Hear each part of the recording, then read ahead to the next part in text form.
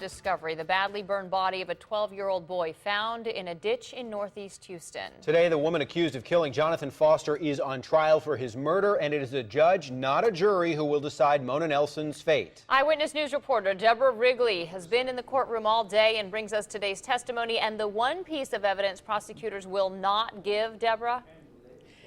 That's right, Alona, and what we are talking about in this case is motive. None was given by the state in its opening statements this morning. It's not necessarily in a trial, but it still leaves the mystery of Jonathan Foster's death unanswered.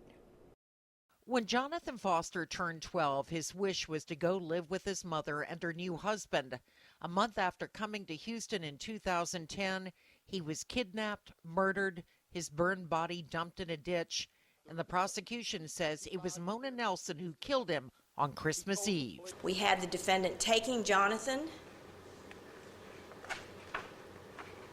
and between 2:15 and 6:08, she killed him. Nelson conceded in the past that she dumped the contents of a garbage can from her truck into a drainage ditch, but she says she did it at the request of the boy's stepfather.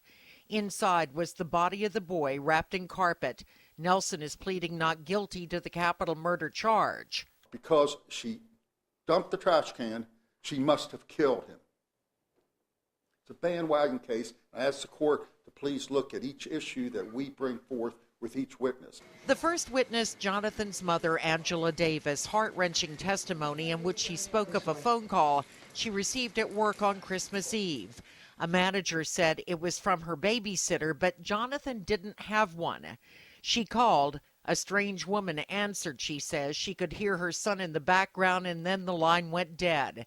When she returned to the duplex where she and Jonathan were staying with a friend, no one was home. Davis: I ran up and down the street, banging on doors, standing in the parking lot, hollering my son's name. 4 days later, her fears were realized when she was told her son's body had been found. Davis: all I could do was scream.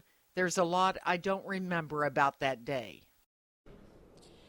The case is what's called a bench trial. That is, the defendant opted to have the judge decide guilt or innocence.